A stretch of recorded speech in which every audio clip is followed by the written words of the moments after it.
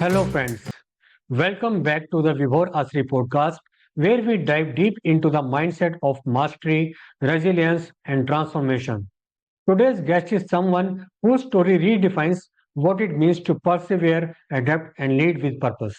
We are honored to welcome David Smetanine, a world class athlete, 9-time Paralympic medalist, resilience coach, and celebrated speaker. After a life changing car accident at age 21 left him paraplegic, David didn't just survive, he rose to become one of France's most decorated Paralympic swimmers, competing in 6 Paralympic Games and earning over 25 international medals across Paralympics, World, and European Championships. Beyond the pool, David is a Chevalier of Légion d'honneur, a former elected official and an in-demand speaker who now inspires leaders, teams, and organizations through his core themes: self-confidence, resilience, leadership, and goal setting. Get ready to dive into an extraordinary conversation about bouncing back from failure, building mental strength, and bringing energy and authenticity to everything you do. This is not just a story of athletic greatness, it's a masterclass in the power of belief. Hi, David. Welcome to my podcast. How are you? You. I'm fine, thank you. Nice to meet you and to have the chance to talk together today. I think it's a nice thing. You had an amazing career. So, you are a Paralympic swimmer. So, 2 gold, 5 silver, 2 bronze, World Championship, 3 gold, 2 silver, 5 bronze, and European Championship, 3 gold, 4 silver. Yeah. Superb, superb career. Wow. Many, many Thank you. congratulations to you for such an amazing career you had. So, Yeah, David, it's been a long way with 20 almost 24 hours years of international level yeah, in swimming, and altogether is actually I think more than 30 years of swimming. great. So, before we started recording, you were talking about, you were telling your background, your family. So, can you Yeah. tell about it, about your childhood and how it all started? And Yeah, then, yeah, I've been educated with the value of sports and with the family coming from different places in the world. My mom used to live in Morocco. She was born there, and she decided to travel across France to come here in Grenoble because there's a big campus for studying. A lot of students. We have a city which is almost 500,000 of people. I know it's not a lot compared to the cities in India, but anyway. Um, it's about a campus. It's about 55 to 60,000 students living there, and it's where she met my dad, who was coming from the northeast side of the country. Places called Saône-et-Loire, nice region for castle, for example, and for the wine. And he was doing politics, and my mom was studying medicine. So they met in the campus, and this is where it started. But that's nice. I never had the chance to meet my grandfather from my dad's side.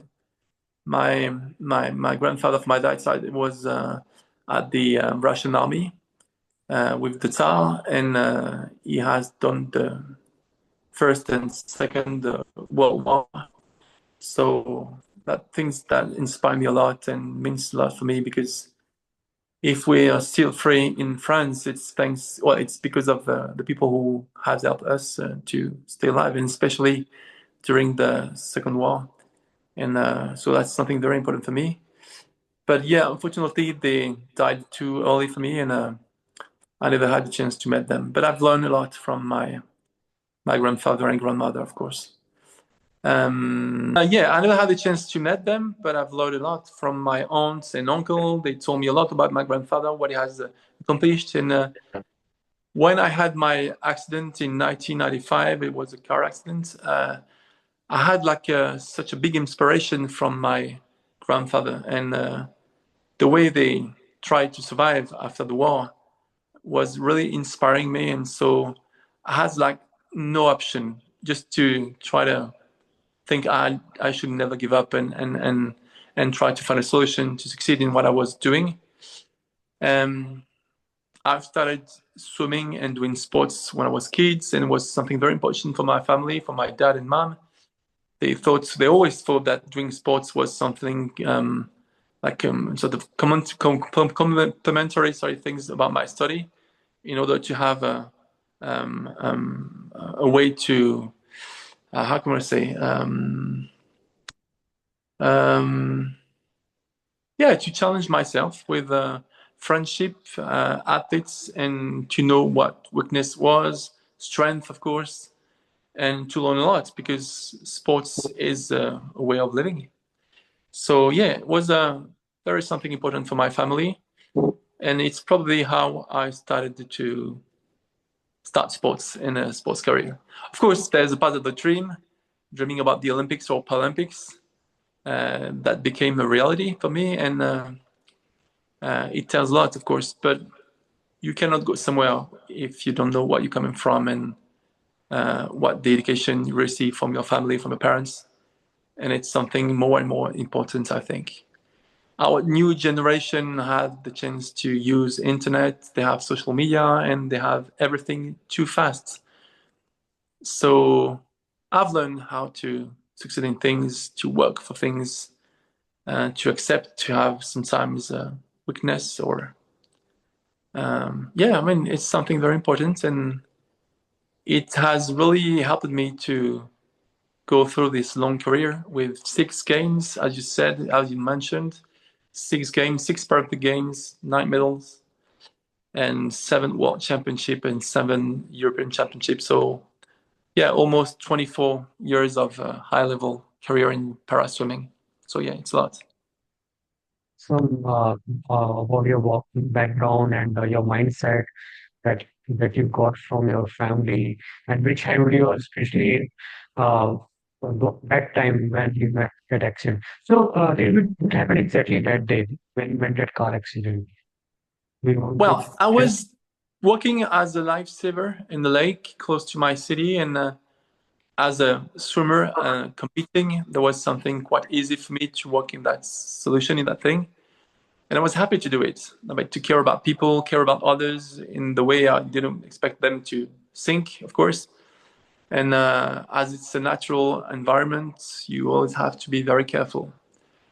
I've learned that if you know how to swim, you can stay alive like more than 90% of the people from your region or country. I mean, it's something very important to learn how to swim and to learn swimming. But I had a car accident. It was midday, What probably was the one. age? What was the age that time? I was just 20 years old. I was about to go Wow. 21, and like a couple of weeks after that, because I was born in end of October, and my car accident has happened in beginning of September. Hmm. And I was probably the luckiest person that day in my country, in France, because the only one person who was driving in the same road, I mean, altogether was about 11 to 12 kilometers, where I find no car, absolutely no one in the road. But the only one person who was there was the head officer of the emergency of my country, of my city. And Grenoble is a region where we have the mountains around, so there's a lot of ski resorts, a lot of accidents right now, and we have a very big hospital, very big one. I think there's almost 1,600 people working there. So there's 2 different platforms of emergency, and he was the leader, the head boss, or the boss of the emergency. So I was really lucky. But yeah, something quite strange for me as I was working, as I said, as lifesaver.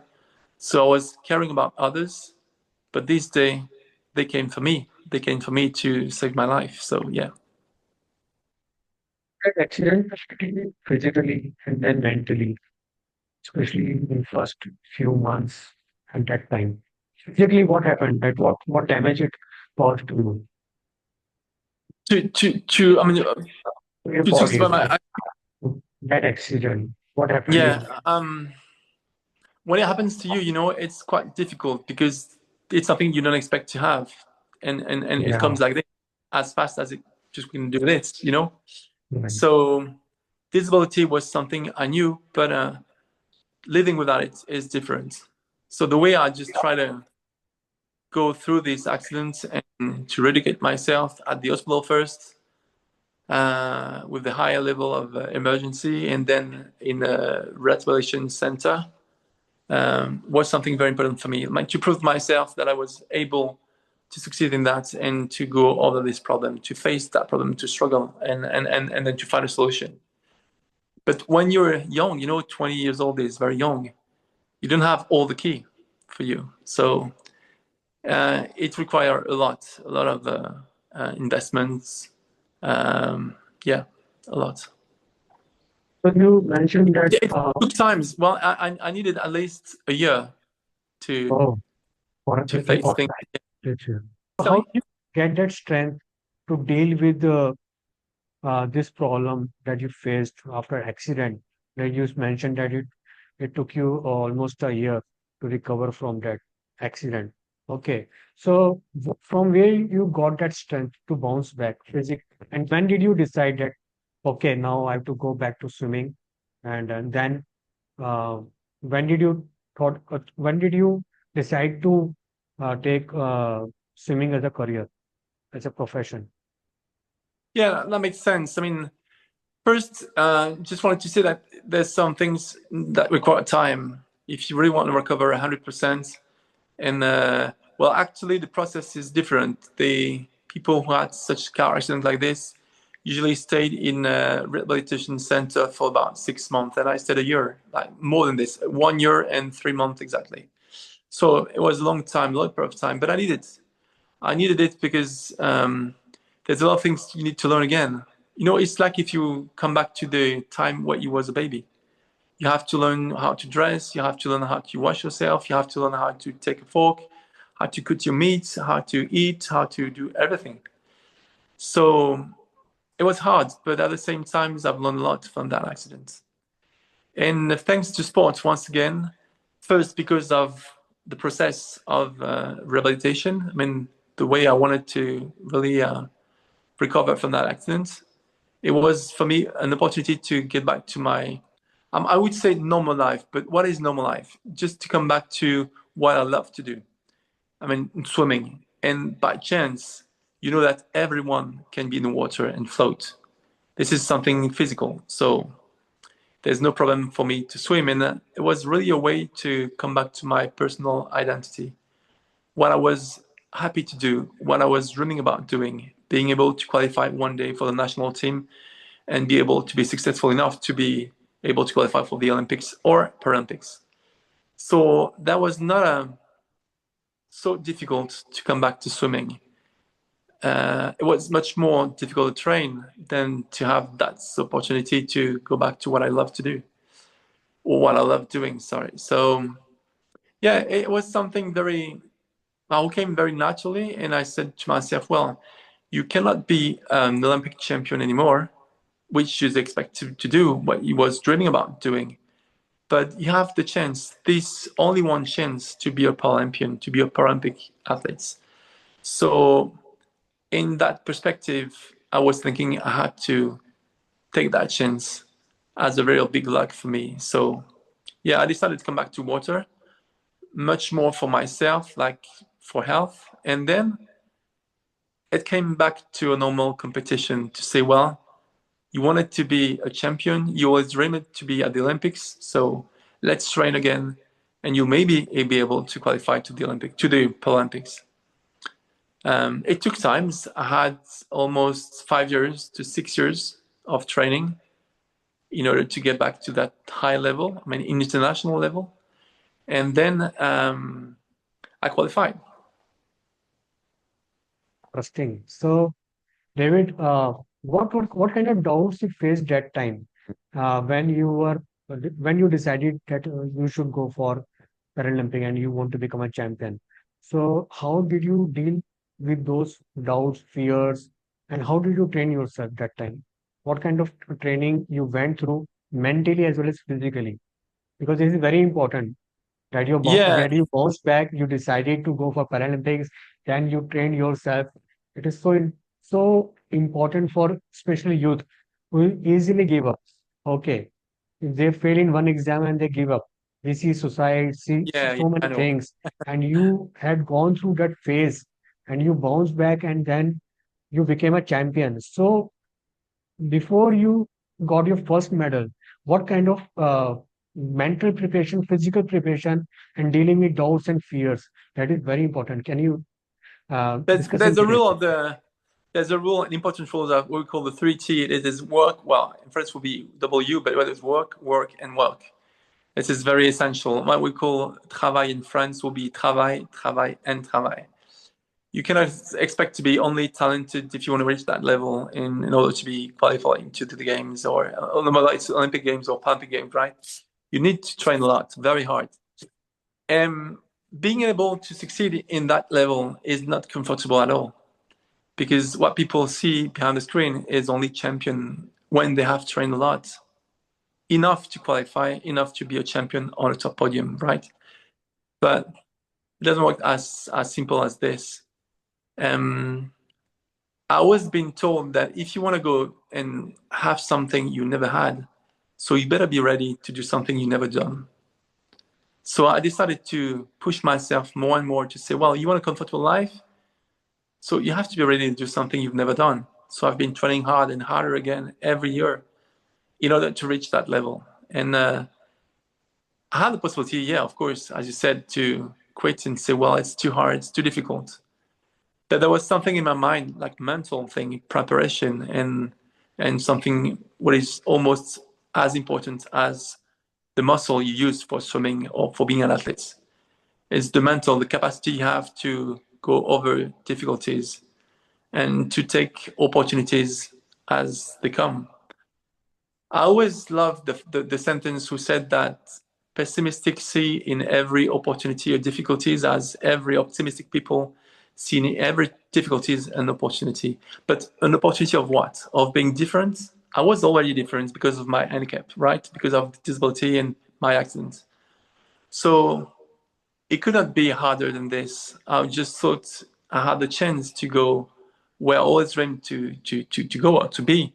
So it probably pushed me a lot for being able to train every day. And I took every session as probably the most important one of my life. I mean, every day was a challenge. Every week was done properly or correctly was a new victory for me. So session after session, day after day, week after week, month after month, and year after year, I finally succeed in that level in order to qualify for the national level and being able to, yeah, to make the team for the national team. But you're right, people always quit too easy. As long as it's going too hard, they say, well, this is not for me. So how do you want to be a champion if you think like this? This is not possible. Right. So what was your training? What kind of ritual you followed that time? What was your training schedule? Daily schedule? How many hours generally practice in your peak years? That's a good question because people have no ideas about what we do in the water every day. Right. Right. That's true. Yeah. You're right. We always train twice, 2 hours in the morning, 2 hours in the afternoon. It's about 9 kilometers per day, 4:30 to 5 hours per training every day, and so for at least 353 years, 3 days per year. So 355 days on 365. I mean, we spend our Uh, time in life yeah. training, sleeping, and eating. That's it. What kind of I've eating I've habits? I've done almost for 40,000 kilometers in my whole career. So I mean, I've been able to swim across the world. That kind of hard work you did to achieve such a great uh, But career. it makes you a better person, you know. Yeah. As soon as you reach that point and you think that you've done something very difficult, you don't feel, I mean, a Superman or a superhero, right? That's not my point. It's just a way of saying the hardest thing is not to try, probably. Because having regrets in your life is just horrible. I had a big accident, and I was just thinking I had an opportunity to be someone, to become someone. So I have no choice. Just thinking that I had to train, and I was happy about it because people was looking at me as a disabled person only. But never forget that before the word disability, there's the word people, person. That means, well, let's just say, well, that means that you have feelings, emotion as every human. So there was something very important for me all of my career to keep this in mind and say, well, if you want to be a champion and be able to succeed in something, want to be successful, you have to work more than others. Someone told me, one of the coaches I love from Great Britain told me, just think about one thing every day when you wake up, what to have done today to be a better person or better athletes tomorrow. And if you adopt this attitude every day, every single day, you'll finally succeed. You will. That's why become better and better in whatever you do. Daily, you have Thank to you. become better than the previous day. Wow, superb. So, As we say in David, sports, hard work pays off always. You will right, finally succeed one day. We have the National Championship of Swimming this week in south of France, and I saw the results of my friends. Some of them have beaten the national records in 50 breaststroke, in 100 freestyle, and they qualify sometimes for the World Championship for 100 of seconds. But there's no secret. You need to work hard if you want to be someone, no matter what you choose to do. I mean, it could be being an artist, an athlete, sportsman, sportswoman, being a politician, doctor, no matter what you want to do in your life. If you think that things will fall from the sky, you're wrong. You need to work very hard. That makes a difference. And people who succeed the most are people who has worked the most. All talented footballer players, all talented players of crickets, everyone has became champion because they've been working more than others, always. you're right. So, David, who were your earlier, in your early years, who were your inspiration? In fact, who was your biggest inspiration? Well, this is a good question because you cannot succeed alone. I've learned when I've traveled the world for competing and watching what people do in the States, in their university, in their clubs. The acronym, the name team, TEAM, which means all together. Anyway, but if you look at every single words, you will find the description together, everyone accomplish more. So even if in swimming you work alone, you're alone in your lane, you're alone in the water when you compete, you have your coach with you, you have your staff, you have physiotherapists, you have a lot of physical trainer, mental trainer who are helping you in every session, every day to be better. So yeah, I've been inspired by great champions. It started when I was a kid. I've been watching the games on TV and I saw Carl Lewis in track and field and athleticism. I've been watching the French football players in 1998. I mean, every athlete was able to succeed. I was trying to understand the process of training and what they've been doing to be such great players or big athletes. I've been inspired by many people. I've lucky to meet the someone you might understand, not know maybe, but you have maybe met in your career. His name is Amand Gokani. He's the great son of Gandhi in India, and he came in my country in France. Someone who is blind and he learned everything by himself. So I've been able to meet a lot of wonderful people, not always champion, but just people who has inspired me in what they've been trying to accomplish, the reason why they've been so involved in their career. And yeah, sort of mantra was something that could inspire me as well. And you're not alone in this earth. I mean, you need to think about people around you and the environment you will be able to, not to use, but to work with in order to succeed. Yeah, this is something very important for me. So maybe just by national anthems, being able one day to sing it in a podium and being proud of what I've been doing and accomplishing. But yeah, great personality, champions. Um, Many people has inspired me all along my career. And this role model is something very important. So I'm happy we talked today because I hope and I wish I could inspire maybe the youth generation. Should be Yeah, nice. it's very important. That is what the objective of this podcast, to inspire the young generation who give up very easily or who are looking for shortcuts. There is no shortcut. That's what Yeah, we yeah. know. Hard work is the It is something I've read when I was in China, in Beijing during the games in 2008, which was my best performances with 4 medals at the games, 2 golds and 2 silver. And the logo on the Olympic and Paralympic village, there was like a sentence, a sort of mantra saying, sorry, um, one dream, one word. And the other time was inspiring new generation. right. So you won your first medal in 2004, Paralympic medal. So what were your emotions? What were you thinking that time when you won your first medal? I have the memory of my first final in Beijing 2008, my first chance to win a gold medal. I had a good time in the heat in the morning because the top 8 qualified for the afternoon finals, right? And I was hearing the national anthem in my mind. I was so emotive. I was so determined, and I was, yeah, I wished to have that medal finally so much. Then I was almost already on the podium, which is not good because when you need to wait to swim the final and you need, I mean, time after time. And I just tried to concentrate more and more to focus on what I was doing, my targets, my objective, and it works. But just being able to be lucid enough to realize that you don't have such a big chance many times in your life. So when it happens in front of you, you have to take it.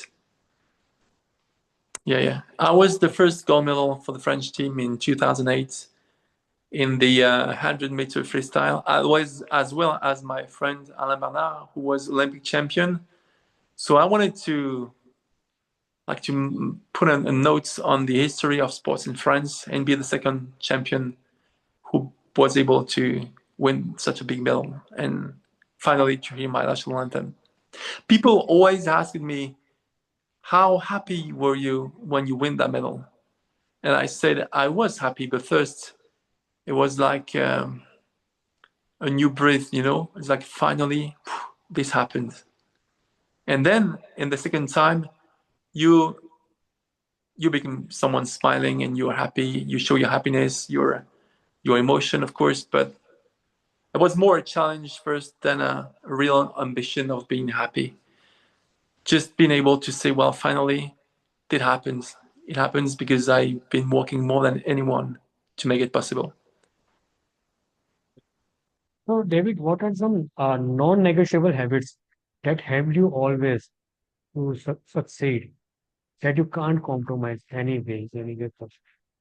It happens sometimes, of course. Nothing comes like this as easy, and you fail many times before succeeding in things. So, of course, but you have to transform failure in happiness and in success, of course. And it's the way we can find big champion on earth. I mean, in every sports, every discipline, every environment, the people who succeed are the one who can turn weakness to strength and success, of course. I've been learning a lot of books of people who was inspiring me as well. And if you look at the tennis player in France, Yannick Noah, who won Roland Garros in 1983, was the only one champion, French champion, who succeeded in that level of tennis. And there was a very famous American black player who've been fighting a lot because players of tennis was not always black. Most of them was white people a long time ago. And what he said was that if you want to be successful, it's about self-confidence. But the key of self-confidence is preparation. So it's just about a new way of saying you have to keep in mind that you will of course need to work more than anyone if you want to be able to be the number one in your sports, in your discipline, in your in your career. Everyone wants the same thing. So weakness is not the problem, it's the way you will face that weakness and the way you will transform things in order to succeed. Then because as you said, many people in every failure will say, well, I'll stop here. It's too hard, too difficult. But life is not easy. I mean, something That's we need to focus on. we should continue uh, grow. That is the only thing that is required. Never stop learning, never stop growing. So, Yeah, and more Dave, yeah, because failure is part of the process. If you just well, you have two kind of people: the one who don't accept it, and the one or those who said, "Well, before winning medals, I know I have to accept failure and to fail." Yeah, and if you just a try feedback. again and again and again, you'll Yeah, finally succeed. yeah, just a feedback that you have to practice more. That is Well, I hope so. that is it. So, David, what role did nutrition play in your life, in your career? As a Frenchman, this is something important for us. It's a part of our culture, right? Right. But it's also what we call refueling the body. I mean, it's something very important, and I've learned a lot about nutrition. Yeah, of course. Being able to be economic, not eating anything because you just want it, but because it will give you the energy you need. But it's part of training. I mean, you cannot train hard and eating like an animal. It's not possible. You need to be careful in the level of protein you need for your body every session. So morning, afternoon, and evening. And that's not too difficult. It's just a way of accepting to, how can I say, to select good products, to select the right products at the right time.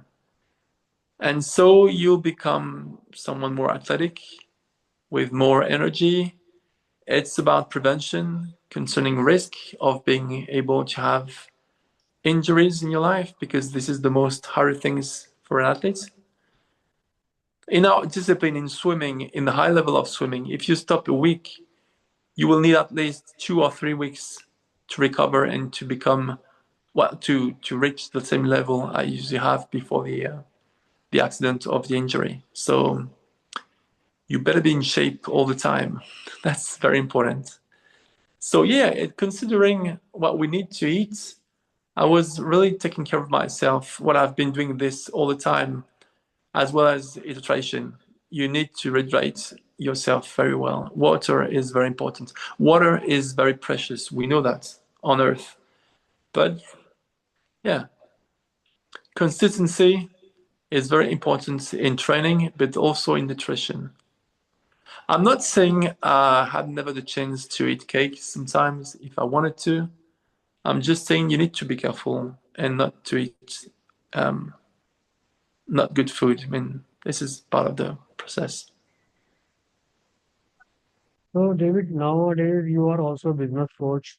You are helping corporates, companies, businesses in their performance, in making the performance better. So, what kind of like sports values like perseverance, fair play can be applied in business environments?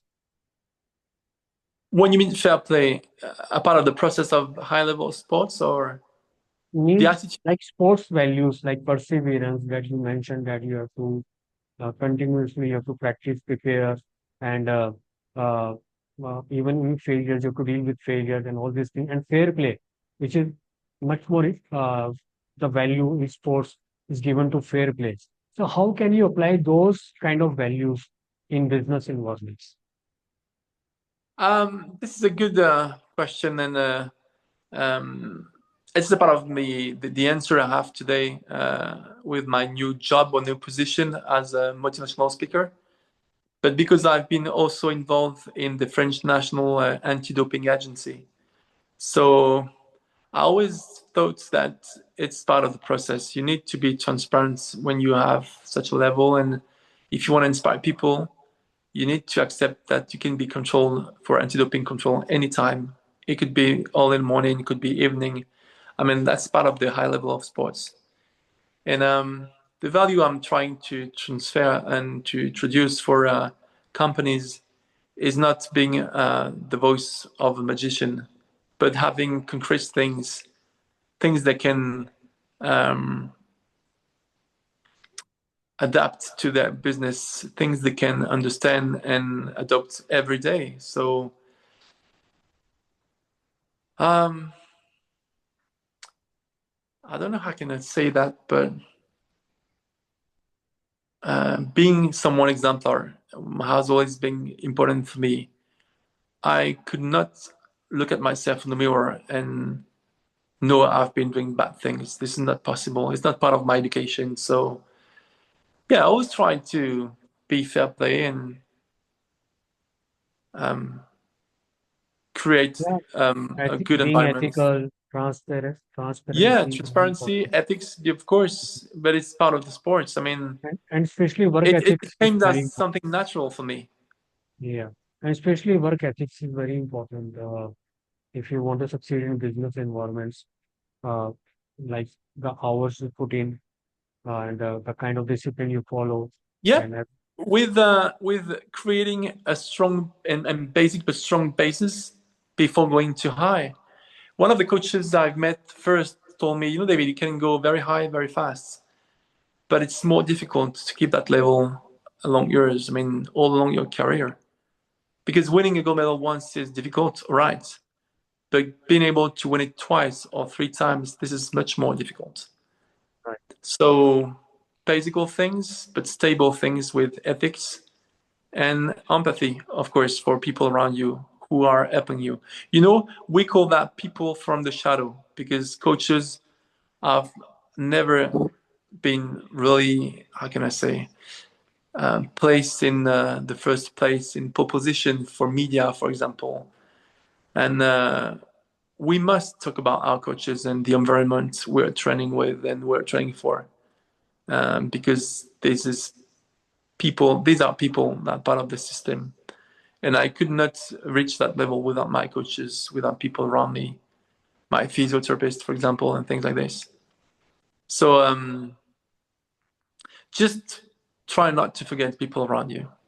What we call entourage. I mean, people who are part of the history and your success. Do In you mentorship, remember that competition in a high jump in Tokyo where two people was sharing the gold medal? no, There was an Italian jumper and a guy okay, from Dubai, from Emirates, I think, Qatar, yeah. And I know one of them, and they reached the same level. It was 2.39 meter, I think. And the judges came to them and said, "Well, you are equality now, so we have two options. You can put another bar higher." And one of them said, "Well, can we have two goals?" It's like, "What? Yeah, can we have two goals? We have the same level. We will share two goals on the podium. That's fine. Is it possible?" And the umpire said, "Yes, it's possible." And the guys said, "Well, sorry, man, we'll do this. Let's do that. Two goals on the podium." And if you kept the face of the two athletes, they were so happy. They cried so much. This is part of what we call fair play, being able to accept that what's happening and that sometimes history decides for you, but for good reason, not for bad reason. I think sports can teach so many things to people all over the world, and especially fair play, Yes, transparency, the commitment, hard work, and the kind of unity sports can bring. It is it's so good that people they perform sprints. There are no shortcuts, of and course. there is no kind of you are like there is a competition. Of course, everyone is competing, but Yeah. there is an ethic involved. There is and that makes this sports so beautiful. Any sport, not I, just I, I totally agree. Sports means universality, means inclusion, means unity. right. Just show me where and how you will bring the whole world together in one place for one reason.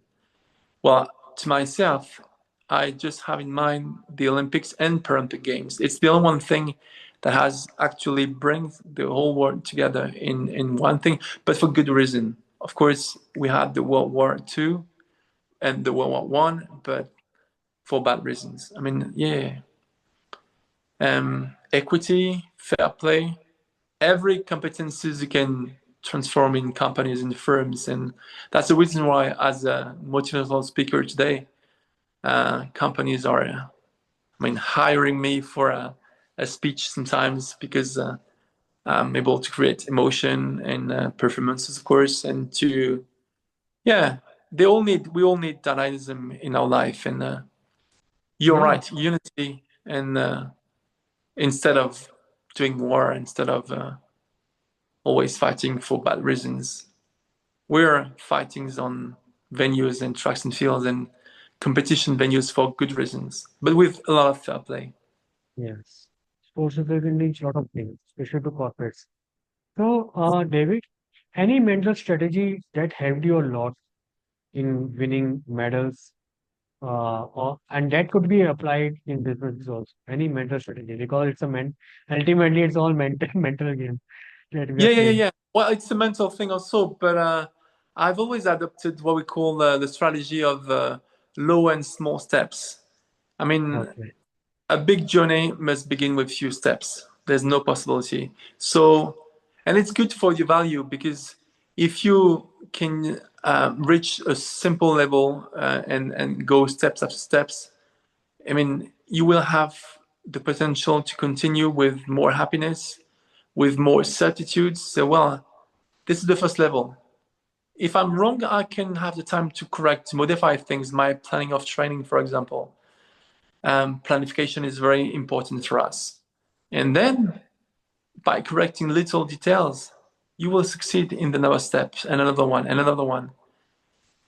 Contribution to the sports, contribution for yourself, and happiness, of course, compared to those who just plan something difficult, a target which is not really accessible, and then they just fail because the level was too high.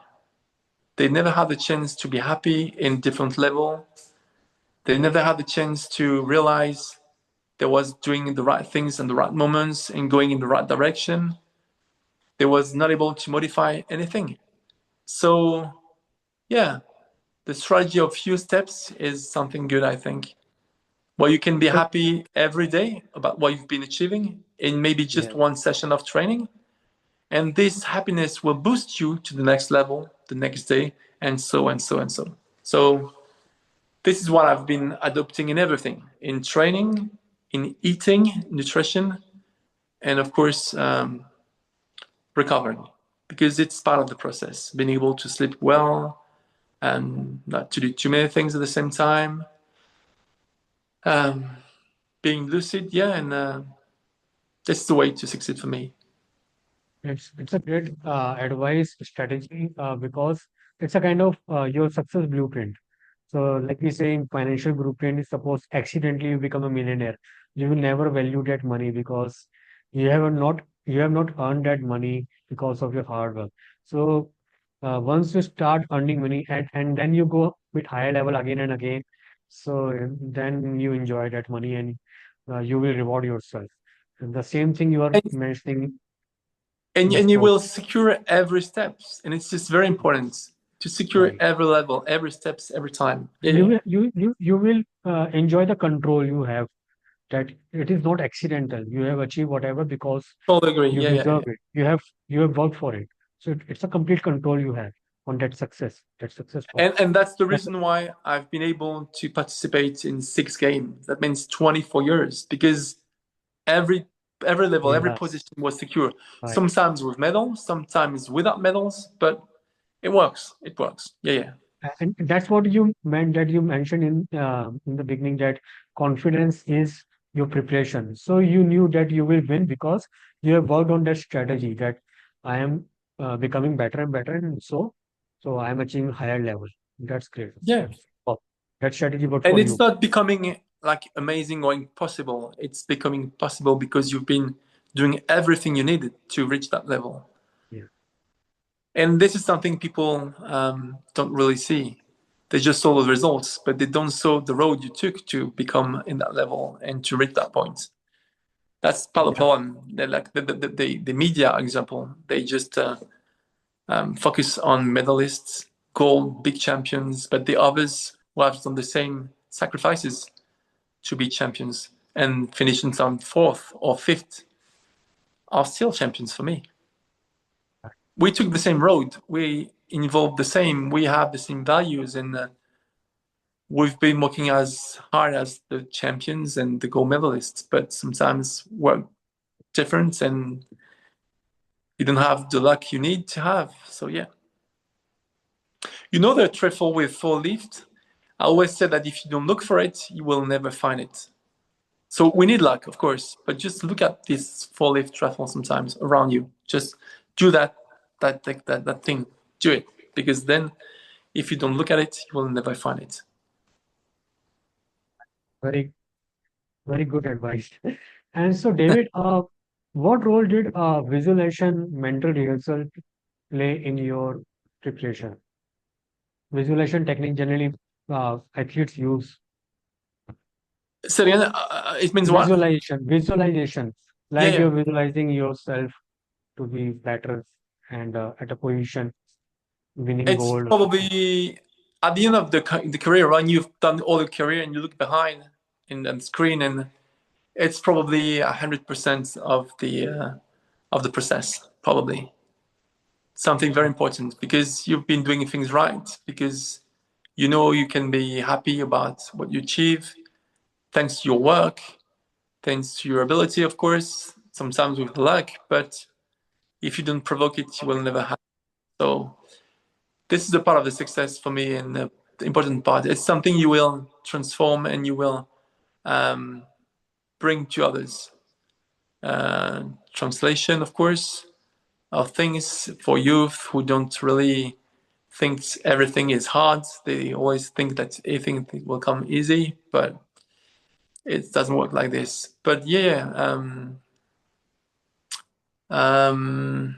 it's a big satisfaction for me, a big one, and something I can reproduce as a leader in a company, for example. People work the same. The goal is different. The way to achieve things and the way to work on things in order to succeed again is something very similar.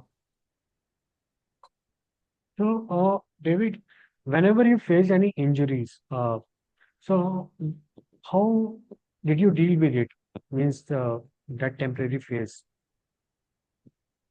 We always carried as an athlete to be to have injuries, because it stops you, and everything counts in that level. Every day you're not training and can have bad coincidences and bad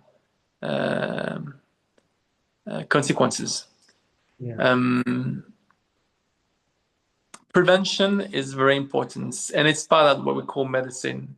It's not to find a solution to recover. It's something you will find before your injury, in order not to have injuries.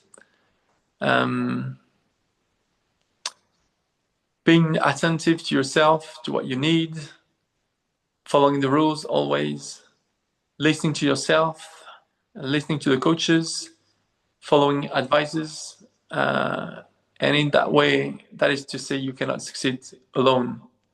You need a team around you. You need to use the competencies of others to be able to succeed. It happens, unfortunately.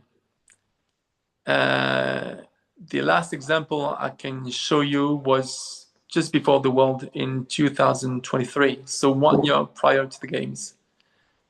So I was in the hospital with two options, thinking it was a drama, and so I can only cry and wait for the time to go through or to go over, or at least thinking that I could maybe just relax a little bit more, taking the time to recover as best as I can in order to be ready for what was really important. And so for me, and in my mind, was Paris 2024. So I took this opportunity to relax a little bit more and then to face the new challenge with more intention, more dynamism, and maybe with the best strategy. Things are not coming, as you know, from the sky. I mean, you hate to work a lot. So it was a way to be able to be more involved in my preparation. I've missed the World Championship, and I should be the only one in that world in paraswimming with 8 World Championship. But I was thinking, what is the most important, the World Championship or Paris 2024 Games, my last games? So I made the right choice and say, well, relax, take the time you have as an opportunity, and you'll be able to come back to training with more energy, more passion, more motivation. And this is something that will make the difference. And it works. I would not say this if I did not qualify to the games, right? But it works, so it was fine. So you've followed your process, you planned everything your entire life, and because of that, you had an amazing career. So even then, sometimes things don't go according to your plan. Sometimes you lose the championship or you Yeah. lose the race. So for youth, how they should deal with it, especially for youth, because they are doing hard work and they are plan everything, but still things happen. Like you're a great, one of the greatest athlete ever in Paralympics. And if you can face that situation, then what kind of advice you want to give to young people that who are just starting off? There's not only one road to go where you want to go. Sometimes you have to find another road, which will be probably the best one. And well, patience, being patient is something very important, of course, but being able to be lucid enough to look around you and say, well, I always thought this is the road A, but maybe I should take the road B because this times it comes as natural. So there's not only one, we have unfortunately just one planet. There's no planet B. There's just one planet in this world, not on another Earth. There's just one planet. But yeah, um, not follow the cheap like others are doing. Just be your purpose, your personal, your purple personal mentor or leader. If you always wait the others to choose instead of you, it will not work.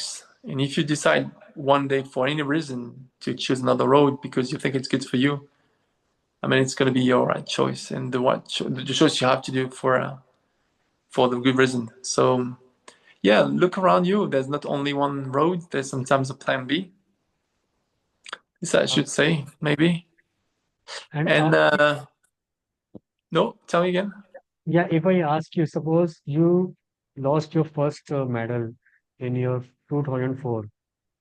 So what were you doing? So were you doing the same thing swimming or uh, This is a you have question taken I've some? been always asked because Okay. when we go to hospital to have what we call the regular health situation, sort of exams we have to do every year to be able to see that we have good shape and everything is fine.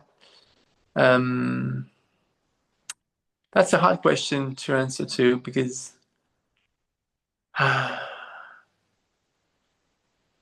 You won so many medals. Which one is your I favorite? would say that you have to place and to give your energy where it's really efficient, where it's very important, where the value means a lot for you and means probably the most.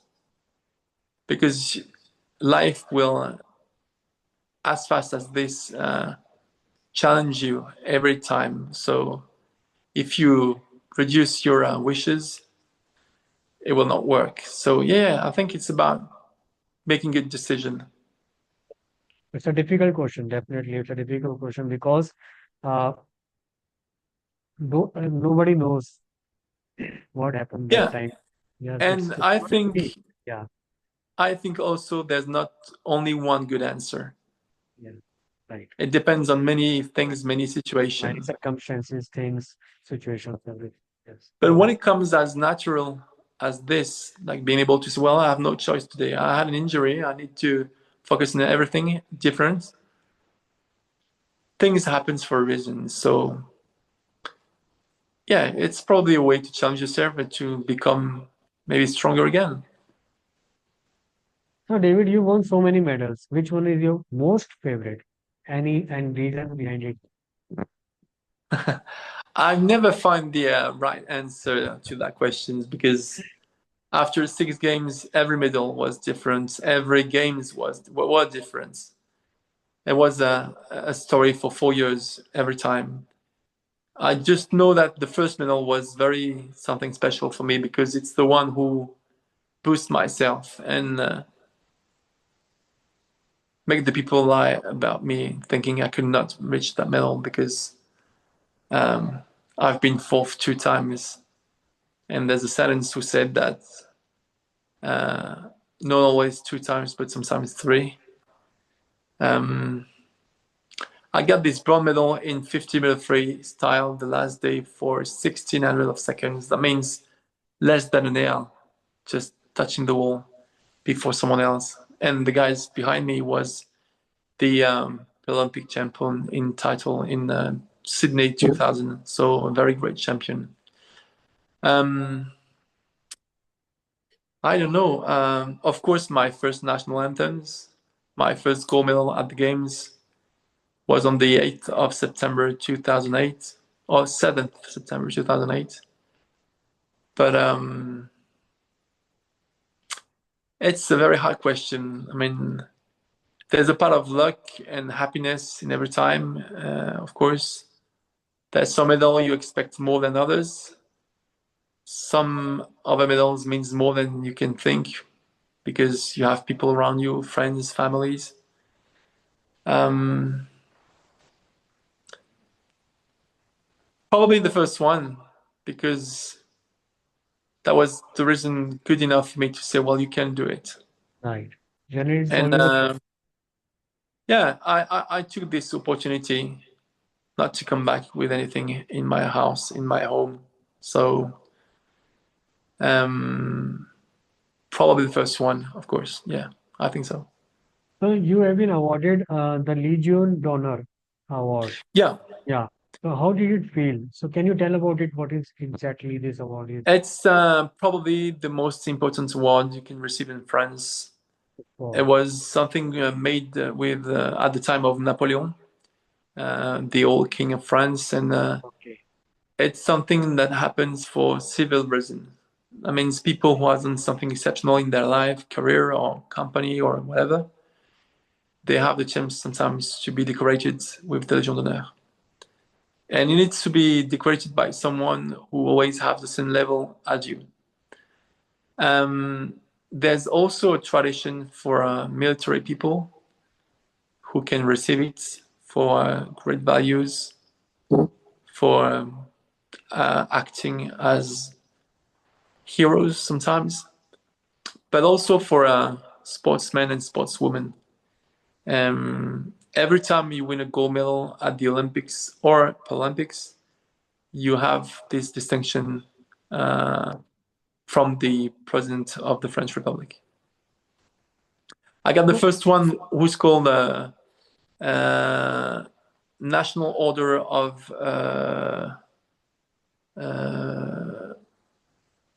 I don't know the English word, merit, maybe. I don't know. It's that the is different. level. It's a Yeah, different it's award. a award, blue one. It's Okay. under the National Order of Okay. Honor, which is the most prestigious one.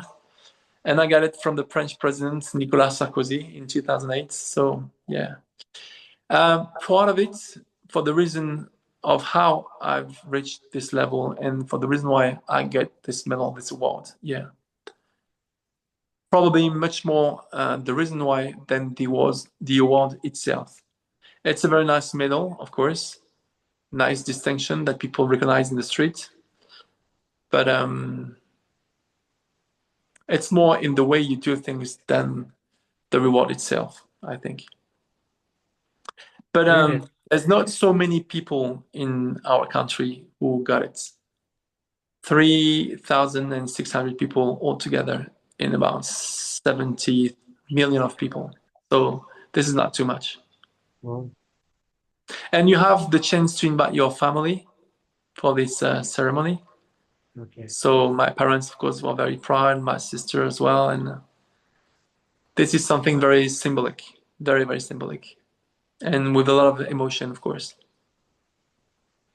So, David, you have given your life to such a wonderful sport, swimming, and especially Paralympic sport. So, how has Paralympic sport evolved since you began? And what kind of changes would you like to see now still is required in this in Paralympics?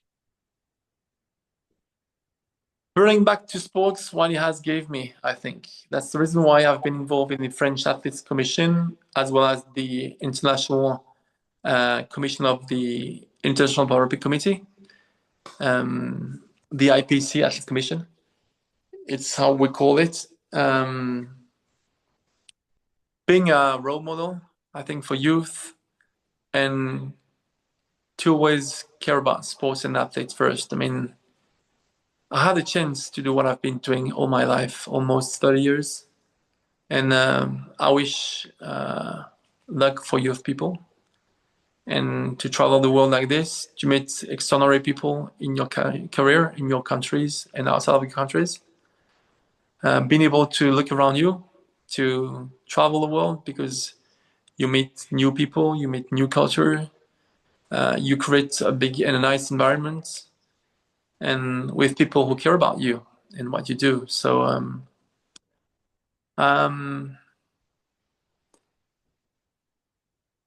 if you have rights in your countries, you will have sometimes you not always, but you I think you deserve to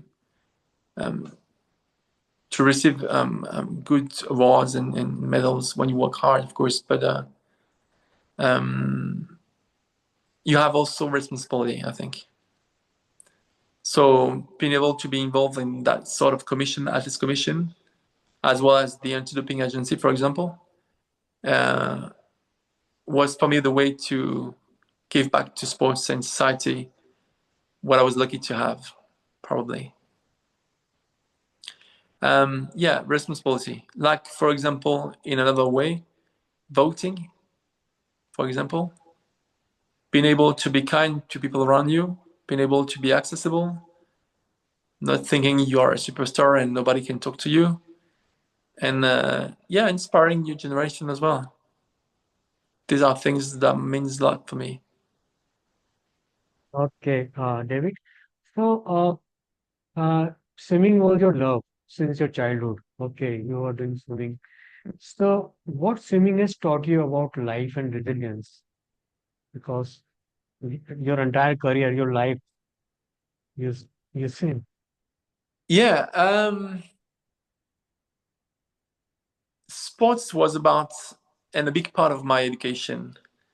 And if you face your level of sports as well as your life, you'll become someone great. I mean, it was really part of my history, and there was no possibility not to do sports in my life because it's the way I've been educated for the value of sports, for the pleasure of sharing things, sharing happiness, but also resilience. And when I had my accident, I've been facing it thanks to sports first. It's the way I once again find my identity, the one as a kid who was dreaming about the games, to maybe be able to, or lucky enough to carry the torch, the flame for the games, which I've done in Paris 2024, last summer. It's about the attitude you have and who will define who you are, really. So, yes, once again, facing problems, being optimistic was something even possible because of sports. Yeah, David. One last question, David. So, what advice would you like to give to young athletes with disabilities who want to achieve something big like you? Well, no matter the way they will choose, the road they will choose, if it's the road of a company, of being a fireman, of being sports athletes, no matter what they want to choose and what they love doing, you have to do it with constancy. You have to do it with passion and with a part of your dream in your mind. Because if you don't dream, I believe you never really live. It's not the way of living for me. I mean, it's something very important. It was a part of the system and part of the history for me and my history as an athlete. Um, Trust in yourself, of course, because if you don't do things, people will not do it for you. So it's the way I've been educated, I think. And I try to not to put myself first all the time, but to consider that I have enough luck to go where I wanted to go. And so if I had one advice, um, would be probably not to be scared about doing things. Just try, because once again, the best failure is not trying and staying in your corner doing anything. This is what I should say to them. Yeah. And of course, to bring the chance and the part of luck we all need, because it's the part of the history, of course. But yeah, once again, look around you to try to find this truffle with four leaf, because if you don't look at it, you will never find it. Hey, David, thank you so much. You shared It so was a many pleasure. wonderful things and your experience, your insights, your stories about your Paralympic championships. So you had an amazing career, one of the best Paralympic, I think, athlete ever. And so much I learned from you, and especially I wish that people, young people, especially learn from you, Thank you so your much. mental Yeah. process, your attitude towards the sport, and your hard work, your preparation, everything. Wonderful. It's like a master class. Thank This, you very this much. Thank you. Thank you. You need to be passionate when you do things, because if you do it with passion, you do it better than others. Of pa- course. passion is the key. Yeah, Passion yeah, and yeah. discipline. One, Without thank discipline, you. No. passion and discipline is very important, Yeah, yeah, especially. yeah, of course. Constancy, discipline, and passion. Yeah. I've learned small tasks before doing high and difficult things, like just doing my bed, cleaning my room, simple things you need to do.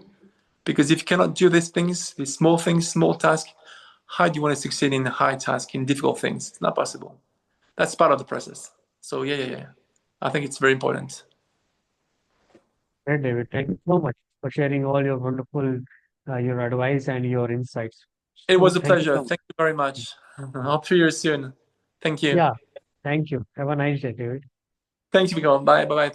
What a powerful and humbling conversation with David Smetanine. From overcoming personal tragedy to reaching the peak of global athletic achievement, David's journey reminds us that resilience isn't just a trait, it's a mindset. His story teaches us that goals may change, circumstances may shift, but with the right focus and confidence, we can all rise stronger. If you are a leader, manager, or part of a team striving for more, take inspiration from David's unwavering commitment to excellence, adaptability, and purpose. Whether in sports or in business, these principles hold true. A big thank you to David for sharing his truth, his art, and his mission with us. And to all our listeners, if this episode moved you, inspired you, or gave you a fresh perspective, don't forget to share it, review it, and keep spreading the message of mastery and motivation. Until next time, stay resilient and remember your mindset is your greatest asset.